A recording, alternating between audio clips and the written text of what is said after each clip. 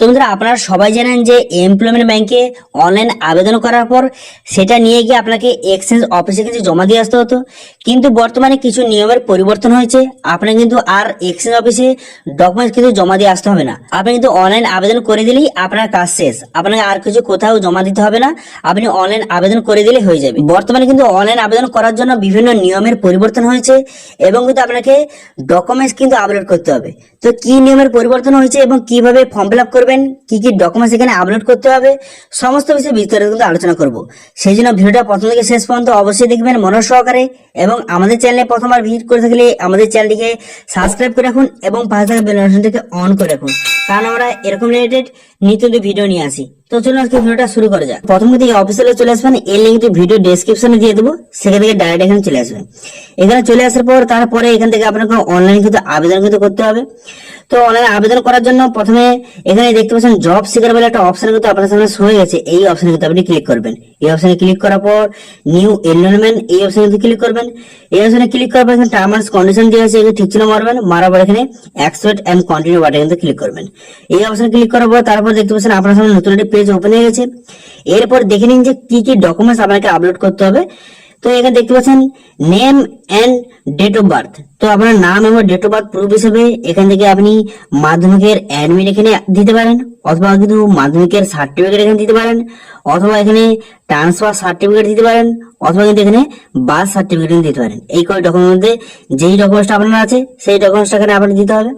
এবার proof of residency হিসেবে এখানে আপনারা রেশন কার্ড দিতে পারেন, অথবা ভোটার কার্ড, অথবা পাসপোর্ট, অথবা আধার কার্ড কিন্তু এখানে সাবমিট করতে পারেন। এবার কাস্ট সার্টিফিকেট হিসেবে কাস্ট সার্টিফিকেট আপনি দেবেন, কার্ড হিসেবে আপনি যেই কাস্টে তার সার্টিফিকেট কিন্তু সাবমিট করতে হবে। এবার যদি আপনি হ্যান্ডিক্যাপ হয়ে থাকেন তার কিন্তু সার্টিফিকেট আপনাকে এখানে কিন্তু আপলোড করতে হবে, ঠিক আছে। এরপর কিন্তু এডুকেশনাল সার্টিফিকেট, আপনারা কিন্তু এডুকেশনাল সার্টিফিকেট হিসেবে আপনি কিন্তু এখানে যে এক্সামের কিন্তু মার্কশিট এখানে আপলোড করতে পারেন, অথবা কিন্তু ট্রান্সফার সার্টিফিকেট এখানে আপলোড করতে হবে, ঠিক আছে। এইগুলো ডকুমেন্টস কিন্তু লাগবে। তো এবার কিভাবে ফর্মটা ফিল আপ করবেন, ঠিক আছে। এবার ফর্মটা ফিল আপ করার জন্য প্রথম দেখতে পাচ্ছেন পার্সোনাল ইনফরমেশন আপনারা কিন্তু বসাতে হবে। পার্সোনাল ইনফরমেশন এখানে বসাতে হবে। তো প্রথমে আপনার নামটা কিন্তু বসিয়ে দেবেন, আপনার পুরো নামটা কিন্তু এখানে আপনি সঠিকভাবে কিন্তু বসিয়ে দেবেন, ঠিক আছে। পুরো নামটা বসিয়ে দেবেন। নামটা বসিয়ে দেওয়ার পর তারপরে আপনার ফাদার্স নেম, আপনার কিন্তু বাবার নাম অথবা মায়ের নাম কিন্তু বসিয়ে দেবেন। বসিয়ে দেওয়ার পর এখানে আপনার যদি বিবাহিত হয়ে থাকেন তাহলে স্ত্রীর নাম বসিয়ে দেবেন, যদি কোনো মহিলা আবেদন করে থাকেন তাহলে কিন্তু তার স্বামীর নাম এখানে বসিয়ে দেবেন, ঠিক আছে। বসিয়ে দেওয়ার পর তারপরে এখানে লিঙ্গ, এখানে সেক্স এখানে সিলেক্ট করবেন, মেল বা ফিমেল এখানে সিলেক্ট করে নেওয়ার পর তারপরে আপনি কোন কাস্টের, এসসি ওবিসি জেনারেল যেই কাস্টে হয়ে থাকেন না কেন সেই কাস্টে এখান থেকে সিলেক্ট করে নেবেন। তারপরে ধর্ম এখান থেকে আপনি হিন্দু মুসলিম যেটা থেকে এখান থেকে সিলেক্ট করে নেবেন। সিলেক্ট করে নেওয়ার পর তারপরে আপনি বিবাহিত বা অবিবাহিত এখান থেকে আপনি সিলেক্ট করে নেবেন, ঠিক আছে। সিলেক্ট করে নেওয়ার পর এখানে ডেট অফ বার্থ, আপনার পুরো ডেট অফ বার্থ এখানে বসিয়ে দেবেন। ডেট অফ বার্থ সঠিকভাবে বসিয়ে দেওয়ার পর আপনি যদি প্রতিবন্ধী হয়ে থাকেন তাহলে ইয়েস করবেন অথবা নো করে দেবেন। তো এরপর দেখতে হবে আপনি এক্স সার্ভিসের মধ্যে হয়ে থাকেন ইয়েস করবেন অথবা নো করে দেবেন, ঠিক আছে। তো এরপর হচ্ছে আপনার পোস্টাল অ্যাড্রেস, আপনার অ্যাড্রেসটা কিন্তু বসিয়ে দেবেন এখানে। আপনার অ্যাড্রেসটা বসিয়ে দেওয়ার পর স্টেট এখানে দেওয়া আছে, এরপর ডিস্ট্রিক্ট এখান থেকে আপনার ডিস্ট্রিক্ট সিলেক্ট করে নেবেন। এরপর আপনার সাব ডিভিশন এখান থেকে আপনি সিলেক্ট করে নেবেন। সাব ডিভিশন সিলেক্ট করে নেওয়ার পর তারপরে এখানে ব্লক বা মিউনিসিপ্যালিটি এখান থেকে সিলেক্ট করে নেবেন। করে নেওয়ার পর তারপরে আপনি কি করবেন, তারপর এখানে পিনকোডটা বসিয়ে দেবেন, ঠিক আছে। পিনকোডটা এখানে সঠিক বসিয়ে দেবেন। পিনকোডটা এখানে বসিয়ে দেওয়ার পর তারপর কিন্তু আপনার যে এই পিনকোড অনুযায়ী আপনার যে এক্সচেঞ্জ অফিস কোথায় আছে বা কোন এক্সচেঞ্জ অফিসে আপনার নিয়ারেস্ট সে এটা এখান থেকে সিলেক্ট করে নেবেন, ঠিক আছে। এক্সচেঞ্জ অফিস সিলেক্ট করে নেওয়ার পর তারপরে এখানে মোবাইল নাম্বার কিন্তু বসিয়ে দেবেন। মোবাইল নাম্বারটা বসিয়ে দেওয়ার পর তারপর কিন্তু এখানে আপনার ইমেল আইডিটা এখানে বসিয়ে দেবেন। ইমেল আইডি বসিয়ে দেওয়ার পর এখানে আধার নাম্বারটা বসিয়ে দেবেন। এখানে আধার নাম্বারটা বসিয়ে দেওয়ার পর তার নিচে দিকে আসবেন। নিচে আসার পর এডুকেশনাল ডিটেলস বসে যাবে। প্রথমে এক্সাম পাস, আপনি কোন কতদূর পড়াশোনা করেছেন তার এক্সাম পাসটাকে বসিয়ে দেবেন। তারপরে কোন ইউনিভার্সিটি বা কোন বোর্ড থেকে করেছেন সেটা এখান থেকে সিলেক্ট করে নেবেন। করে নেওয়ার পর আপনি কোন সাবজেক্ট বা কোন ট্রেড নিয়ে পড়ছেন সেটা এখান থেকে আপনি সিলেক্ট করে নেবেন, ঠিক আছে। কোন ট্রেড বা কোন সাবজেক্ট নিয়ে আপনি পড়াশোনা করছেন এখান থেকে সেটা সিলেক্ট করে নেবেন। এবার যদি আপনার মাধ্যমিক দিয়ে হয়ে থাকে তাহলে কিন্তু এগুলো কিন্তু অপশন কিন্তু আসবে না, ঠিক আছে। যেহেতু আমি এখানে পোস্ট গ্রাজুয়েশন করেছি সেই কিন্তু এইসব অপশনগুলি আসছে, তাও ঠিক আছে। তারপরে কবে আপনি যে পাস করেছেন তো সেটা আপনি এখানে বসিয়ে দেবেন। কবে পাস করেছেন সেটা ইয়ারটা বসিয়ে দেবেন এখানে। ইয়ারটা বসিয়ে দেওয়ার পর তারপরে কত পার্সেন্ট নাম্বার পেয়েছেন সেটা এখানে বসিয়ে দেবেন, ঠিক আছে। তো আপনার এডুকেশন কোয়ালিফিকেশন অনুযায়ী আপনি যত পড়াশোনা করছেন সেটা এখান থেকে সিলেক্ট করে নেবেন। করে নেওয়ার পর পাসিং ইয়ার এবং কত পার্সেন্ট নাম্বার পেয়েছেন সেটা বসিয়ে এখানে অ্যাড নিউ অপশন কিন্তু ক্লিক করে অ্যাড করে নেবেন, ঠিক আছে। তো এইভাবে কিন্তু যতদূর পড়াশোনা করছেন একের পর এক অ্যাড করে নেবেন। প্রথমে করবেন মাধ্যমিক, তারপরে উচ্চ মাধ্যমিক, তারপরে আপনার যে কলেজ করেছেন সেটা একের পর অ্যাড করে নেবেন। অ্যাড সমস্ত কিছু করে নেওয়ার পর তারপরে আপনি কি করবেন, তারপরে দেখতে পাচ্ছেন এখানে ল্যাঙ্গুয়েজ কিন্তু আপনাকে দিতে হবে। ঠিক আছে, আপনি যে কোন ভাষা আপনি পড়াশোনা করেছেন বা কোন ভাষা আপনি জানেন সেই ল্যাঙ্গুয়েজটাকে এখানে সিলেক্ট করতে হবে। ঠিক আছে, ল্যাঙ্গুয়েজটা সিলেক্ট করে নেওয়ার পর তারপরে আপনি সেটা যদি পড়তে জানেন অথবা সেই ল্যাঙ্গুয়েজ যদি লিখতে জানেন অথবা কথা বলতে জানেন সেটা এখানে ঠিক ছিল মেরে নেবেন। ঠিক আছে, এখানে আপনি যতগুলো ল্যাঙ্গুয়েজ জানেন এখানে অ্যাড করে নেবেন। ঠিক আছে, এগুলো অ্যাড করে নেবেন। অ্যাড করে নেওয়ার পর তারপরে আপনি কি করবেন, তারপরে এখানে দেখতে পাচ্ছেন যে শারীরিক পরিমাপ ফিজিক্যাল মেজারমেন্ট এখান থেকে আপনাকে সিলেক্ট করতে হবে। ঠিক আছে, ফিজিক্যাল মেজারমেন্ট এখান থেকে আপনি সিলেক্ট করবেন। প্রথমত ল্যাঙ্গুয়েজ এখান থেকে সিলেক্ট করে নেওয়ার পর তারপরে ফিজিক্যাল মেজারমেন্ট এখান থেকে আপনাকে সিলেক্ট করতে হবে। তো প্রথম যেটা করতে হবে সেটা হচ্ছে হাইট, আপনার উচ্চতা। আপনার উচ্চতা কত সেমি সেটা সেমিতে এখানে বসাবেন। তারপরে কিন্তু এখানে কিন্তু আপনার ওয়েট, আপনার কত ওজন সেটা কেজিতে এখানে বসাবেন। এরপর দেখতে পাচ্ছেন আপনার আপনার চেস্টটা কত সেটা হচ্ছে সেমিতে এখান থেকে আপনি বসিয়ে নেবেন। ঠিক আছে, আপনার শারীরিক মেজারমেন্ট এখানে বসিয়ে নেবেন। বসিয়ে নেওয়ার পর তারপর কিন্তু আপনাকে ফটো এবং সিভি কিন্তু আপলোড করতে হবে। ঠিক আছে, ফটো এবং সিভি আপলোড করতে হবে। এখানে ফটোটা আপনি আপলোড করে দেবেন 500 কপির মধ্যে, সঙ্গে কিন্তু সিগনেচার থাকবে। ফটোয় কিন্তু সিগনেচার করে নেবেন, সিগনেচার করে নিয়ে কিন্তু সেটা আপলোড করে দেবেন। সেটা কিন্তু 500 কপির মধ্যে হতে হবে, জেপিজি ফরম্যাটে। ঠিক আছে, জেপিজি ফরম্যাটে 500 কপির মধ্যে হতে হবে, সেটা আপলোড এখান থেকে করে নেবেন। করে নেওয়ার পর তারপর সিভি, এখানে সিভি আপলোড করে নেবেন।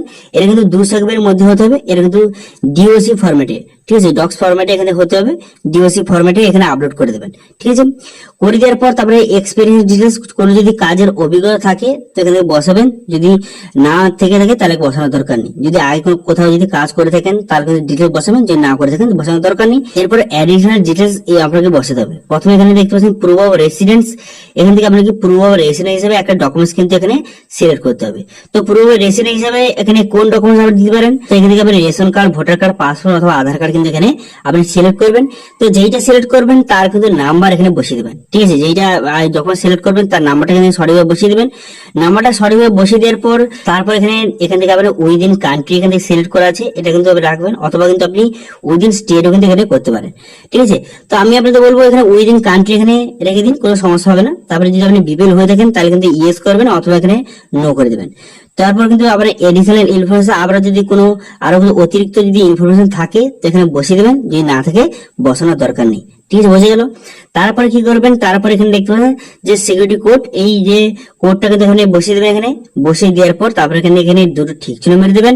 তারপরে এখানে আই হ্যাভ রিড এই সমস্ত বসিয়ে দেওয়ার পর এখানে কিন্তু দুটো ঠিক চিহ্ন মেরে দেবেন। ঠিক আছে, সিকিউরিটি কোডটা বসিয়ে দেওয়ার পর দুটো ঠিক চিহ্ন মেরে দেওয়ার পর তারপর কিন্তু এখানে সাবমিট বাটন দেখতে পাচ্ছেন, এই সাবমিট বাটনে কিন্তু আপনি ক্লিক করবেন। ঠিক আছে, সমস্ত যে পুনরায় কিন্তু একবার চেক করে নেবেন। সমস্ত ডিটেইলস চেক করে নেওয়ার পর সমস্ত বসিয়ে দেওয়ার পর সাবমিট বাটনে ক্লিক করবেন। ঠিক আছে, সাবমিট বাটনে ক্লিক করে দেওয়ার সঙ্গে সঙ্গে আপনারা কিন্তু নেক্সট পেজে কিন্তু নিয়ে চলে যাবে। নেক্সট পেজে নিয়ে চলে দেখতে পাবেন, নেক্সট পেজে কিন্তু ওপেন হয়ে গেল। এখানে কিন্তু আপনার সমস্ত ডিটেইলস শো হয়ে গেছে। এরপর কিন্তু আপনাকে ডকুমেন্টস কিন্তু আপলোড করতে হবে।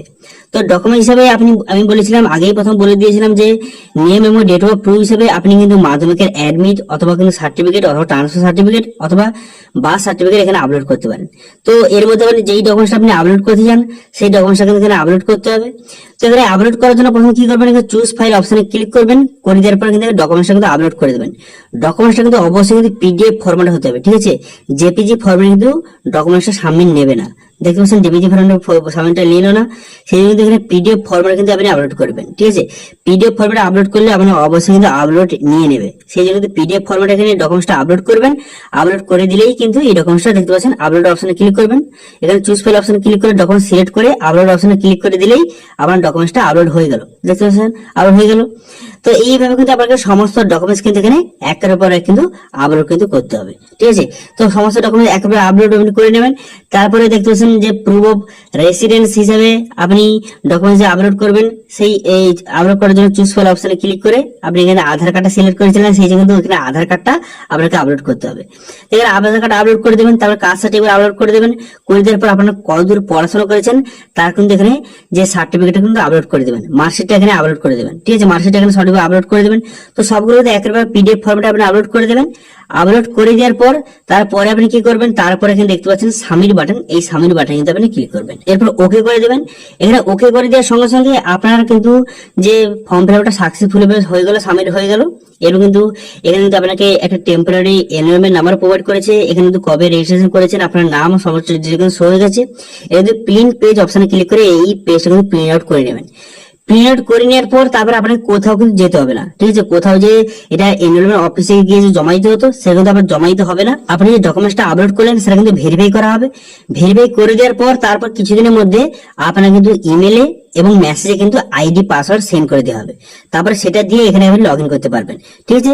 অথবা যদি আপনার অ্যাপ্লিকেশন রিজেক্ট হয়ে যায় সেটা কিন্তু এসএমএস এর মাধ্যমে আপনাকে জানিয়ে দেওয়া হবে। তো এইভাবে কিন্তু আপনি এমপ্লয়মেন্ট ব্যাংকের আপনি কিন্তু এখানে রেজিস্ট্রেশন করতে পারবেন এবং রেজিস্ট্রেশন করে দেওয়ার পর আইডি পাসওয়ার্ড কিন্তু এইভাবে কিন্তু আপনি নিতে পারবেন। এবং আইডি পাসওয়ার্ড দেওয়ার পর আরবার আপনাকে একটা ফর্ম ফিল আপ করতে হবে, সেখানে কিন্তু ব্যাংক অ্যাকাউন্ট অ্যাড করে দেবেন। করে দিলেই কিন্তু আপনি যুবশ্রীর খাতার নাম আপনার উঠে যাবে। উঠে গেলেই কিন্তু আপনার কিছুদিনের মধ্যে প্রত্যেক মাসে 2,000 টাকা করে আপনার অ্যাকাউন্টে কিন্তু চলে আসবে, ঠিক আছে। এটা হচ্ছে ফুল প্রসেস। তো যদি এই নিয়ে কোনো যদি কোশ্চেন থাকে বা কোনো যদি জানার ইচ্ছা হয় তাহলে কিন্তু কমেন্ট করে জানান, আমি অবশ্যই রিপ্লাই করবো। এবং আজকে ভিডিও যদি একটু ভালো লাগে থাকে ভিডিওটা একটা লাইক করবেন এবং ভিডিও কিন্তু বন্ধুর সঙ্গে শেয়ার করে দেবেন। এবং আমাদের চ্যানেলে প্রথমবার ভিজিট করে থাকলে আমাদের চ্যানেলটিকে সাবস্ক্রাইব করে রাখুন এবং পাশে থাকা বেল আইকনটাকে অন করে রাখুন, কারণ আমরা এরকম রিলেটেড নিত্য ভিডিও নিয়ে আসি। তো আজকে ভিডিওটা এই পর্যন্তই, দেখা হচ্ছে নেক্সট ভিডিওতে। Thank you.